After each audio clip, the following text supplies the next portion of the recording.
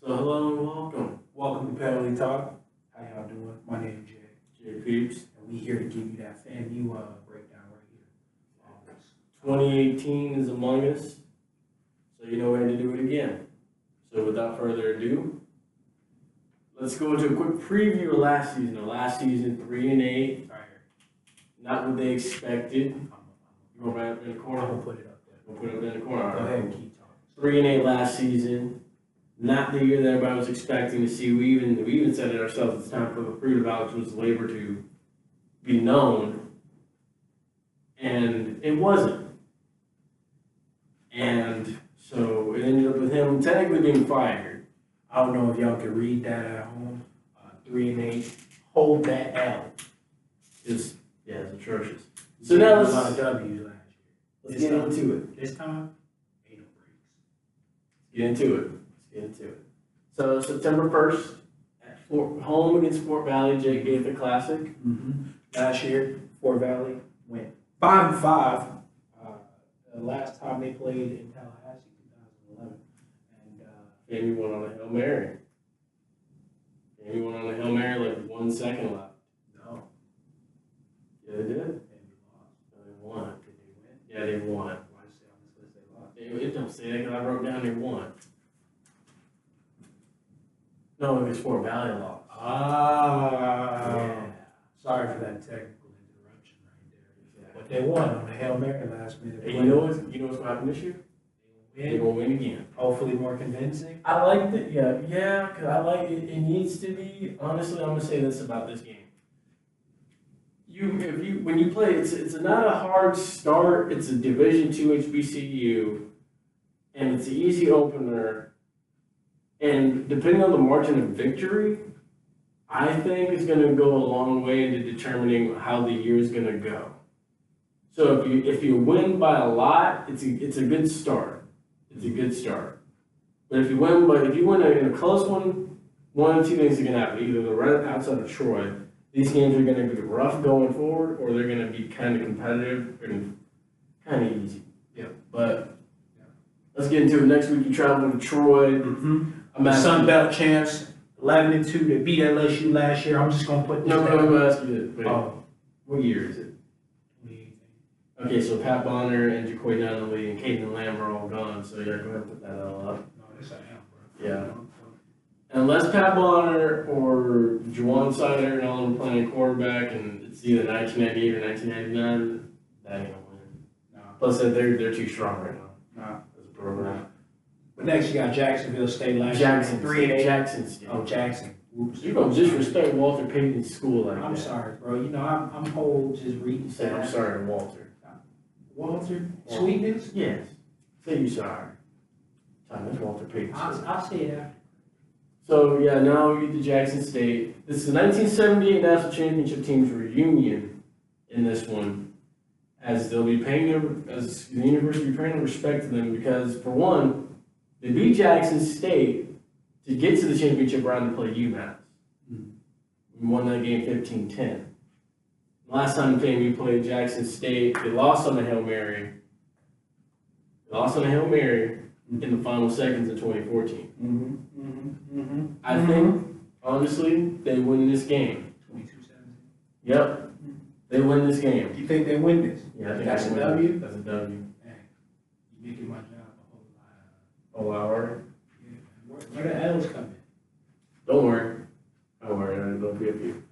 So now we fast forward to next week on September 22nd against Savannah State.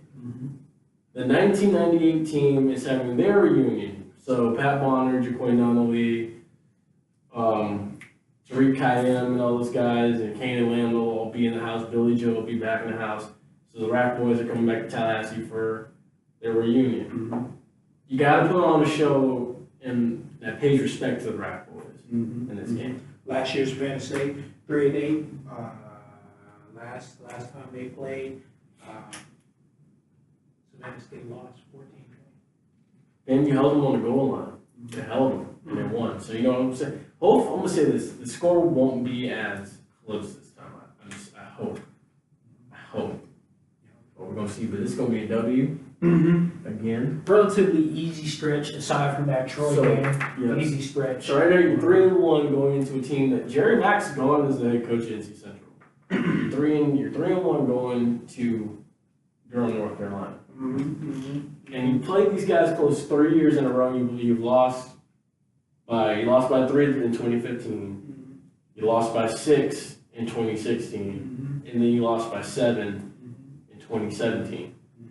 Central was 7-4 last year. Central was 7-4, up there in the upper echelon of the conference. What do you think since Central's at home though?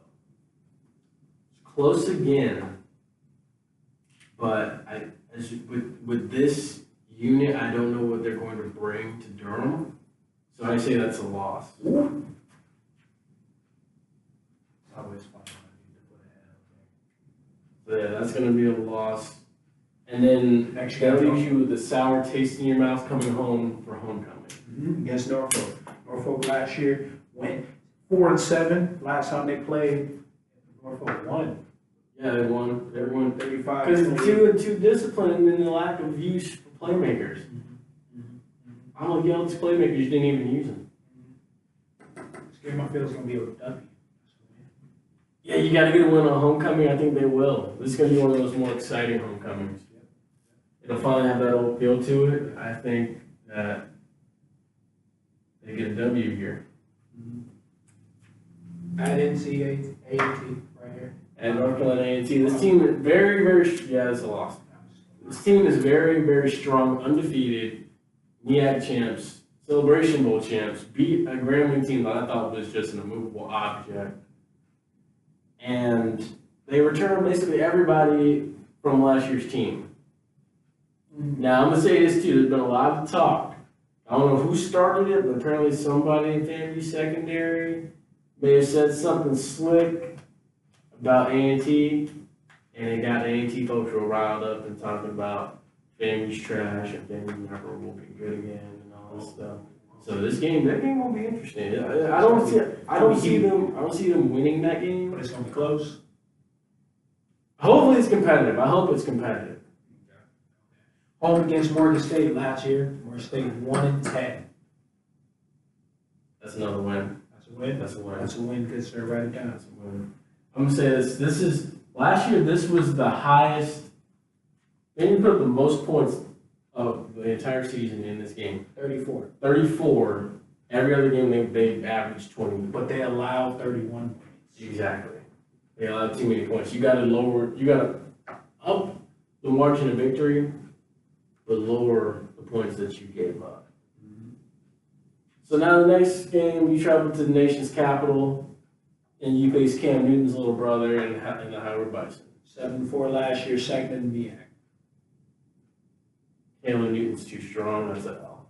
Cam Newton is way too strong. Team's still good. Your team's still good. You're looking at 5-4. 5-4 right now. You're going into senior day.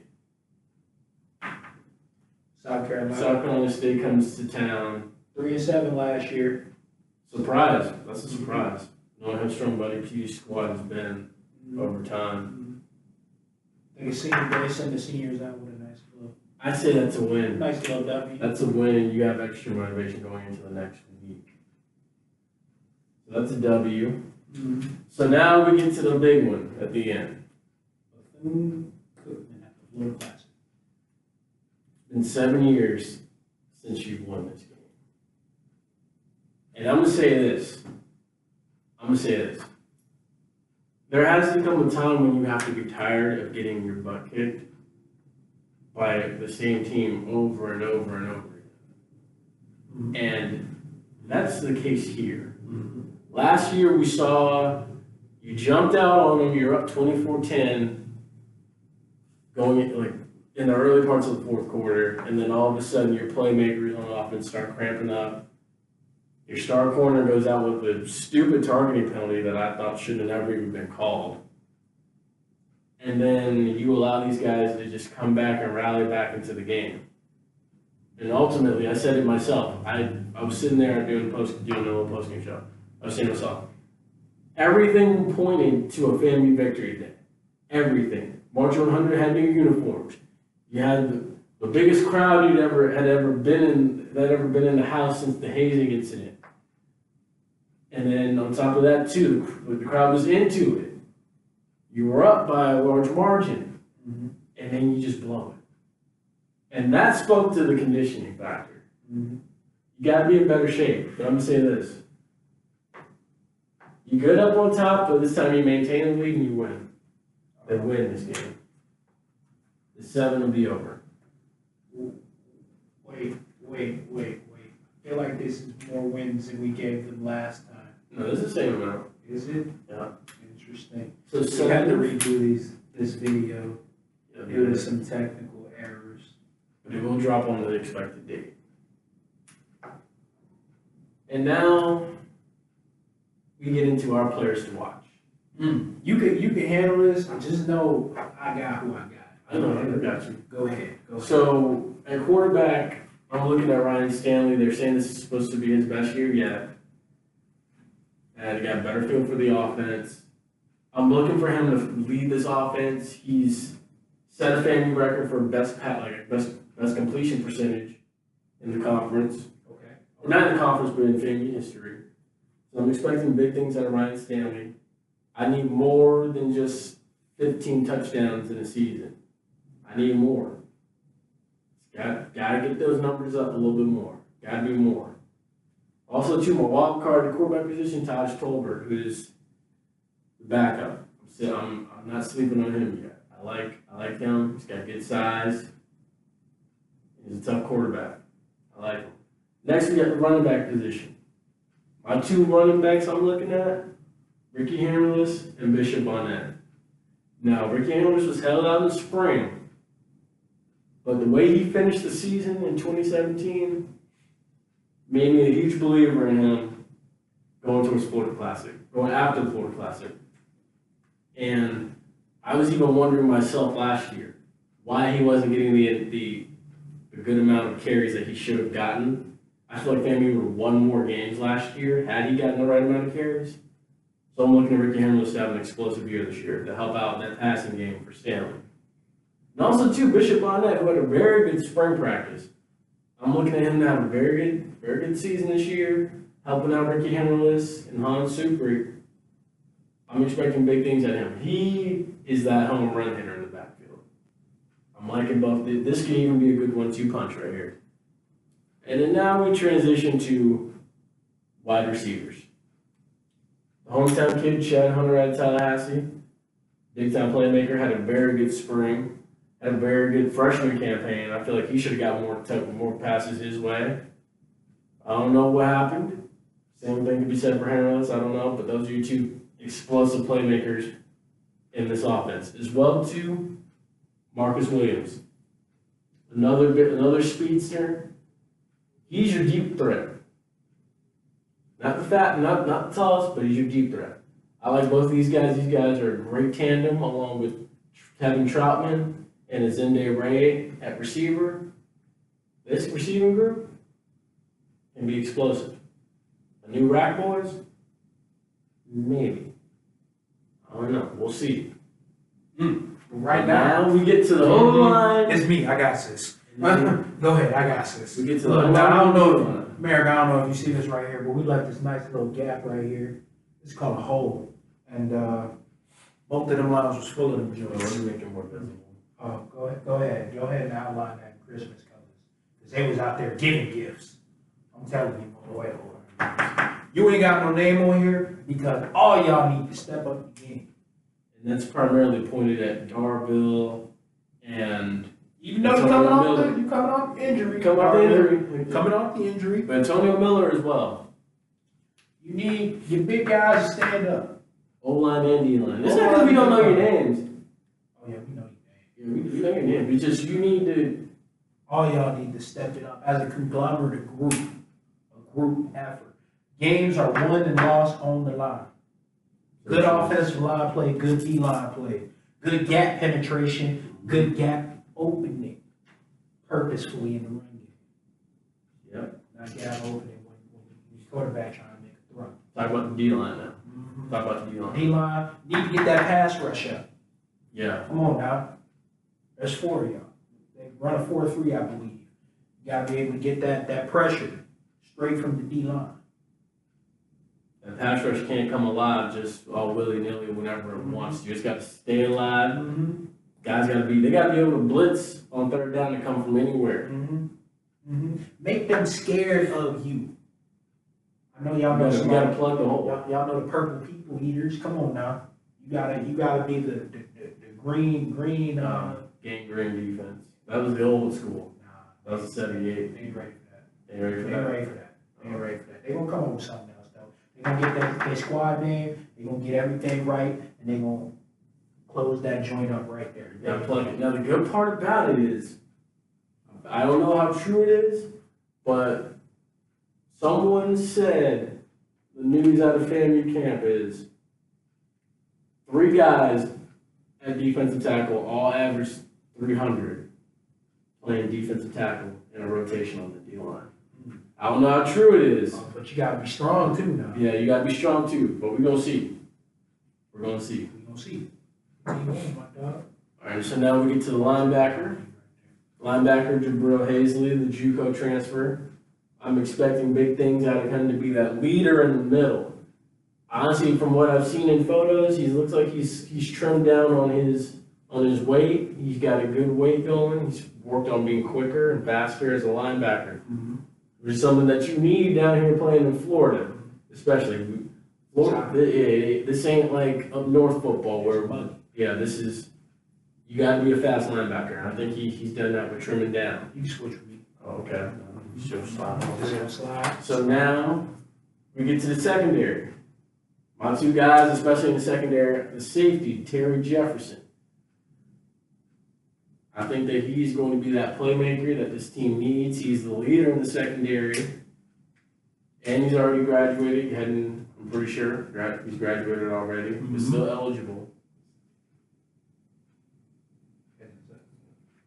As well too, Orlando McKinley, as well, also senior, I believe. We can also have a big time year, especially not only in the secondary, but in special teams. The playing special teams, I think, will be key to helping out the offense. And as well too, I think, honestly, I'm gonna say this. Expect to see both of these guys coming off of slot corner blitzes this season. I would not doubt it. I asked the question in Willie Simmons' opening radio interview with Joe Bullard up in Tallahassee. I called in all the way from down here and I asked him, how is that defense going to look? And he said, we're going to be coming from everywhere. We're coming from all over, different places and stuff. We're coming and we're going to hit you. So I like it, but like I said, you said it right here. It starts with these guys right here in the middle. Start with that front. Don't be surprised. Now, also, too, my guy, all-conference punter, I think 3rd team, I believe. 3rd team, Chris Padula. Cool dude. He actually took classes with him this summer while he was here, getting credit hours and stuff. Good dude, cool dude. Expecting a big year out of him. Possibly even end up being a 1st team punter. Not a bad player. Good player. I like it. Well, thanks for joining. No, we still got some questions now. We got questions that we got to get to. Got questions. Can this team make the turnaround from 3-8? Yeah. Outside of the fact that we said this, do you still believe this team can make a turnaround from 3-8 to even potentially being over 500? I mean, new coach, a lot of different talent coming in, a lot of buzz around this team. I believe they can. They can do the do. Also hosted the #1 recruit in the country. Hosted. And he said he wants to come back to homecoming. October 6th. We'll see. He might even be where he might be at this game. Because he said he's going to Florida State, Virginia Tech on Monday night. He might be here for Fort Valley. We'll see. He didn't leave ties with that offer. Now, also, too, I'm going to say this. Can the defense as a whole limit those explosive plays? They can, but most of those explosive plays that you saw came from the run game. Like I said, Tennessee State last year. A lot of missed tackles. Yep. Started right here in this hole right there with the defensive run right there. Yep. That's all where it starts. Very true, very true. Now your offensive team leaders from last year, who I'm really looking at, Stanley, 2,190 yards, 16 touchdowns, 9 interceptions. Like I said, gotta get that touchdown ratio up. You gotta drop a few of them interceptions. Ricky Harrellis, 506 yards. I thought he should have got more carries. If he had got more carries, he'd have been a 1,000-yard rusher. 6.3 average per carry, but only 2 touchdowns. Need more carries. Need more. And even Chad Hunter, leading receiver. 31 receptions, 574 yards. They got a lot of receivers. Let me say that. They got a lot of receivers, but I think he'll get more yards this year. 6 touchdowns, I need more. Gotta get more. Especially if you're gonna beat these guys right here. Yeah, that's all I got. Especially if you want to be competitive with these. If you want to be competitive, even here at Troy. Yeah. And even here, if I'm gonna say this right now, if there's any game that's absolutely winnable, for sure, it's this one. And Howard. I don't know, Cam Newton, brother, he boy real. Boy, we're on a level now. That boy on a level now. Boy real. That's the next question, my dude. Will they finish above 500? Oh yeah. They will. Yeah. Think so? Yeah. But I'm scared. You scared? Why are you scared? Because last year we said they finished above 500. That is true. We did. They flipped records on us. They did. Dang, so maybe we just flipping this at 47 since I'm before. Nah, we gotta believe in it. Yeah, we gotta believe. We gotta believe. On the line again for you. Impact freshmen stuff coming in, JUCO transfers, turf field being laid out, almost fully complete. And then we got even 2 still new offense. The coach, Will Simmons even said it himself, these guys aren't in the best shape right now, but he said by September 1st, we'll be in our best shape. Which is something you need and something I feel like it's been lacking. You know what that sound like? Get on the line. Exactly. You gotta chase your Get on the line, pursuit drill left and right, every day. When the pads come on, pay attention in your meetings. Flashback. Was nice. I'm gonna say the key word for this team is finish. Finish. I was gonna say end game. Go ahead. Yeah, key word for this team this year, finish. Matter of fact, hand me one of the markers. I'm just write it in big bold letters. I don't care what color, just give me a marker. It don't matter. Write it down here. Sure. That's the key word for this team this year. Finish. If you finish games, finish drives, finish. Finish the play. If there's anything you do, There you go, sir. finish. Or in big bold so you can see it.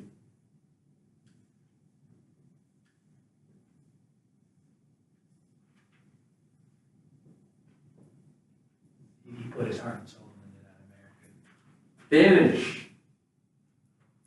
Finish. Tackle. Group tackle.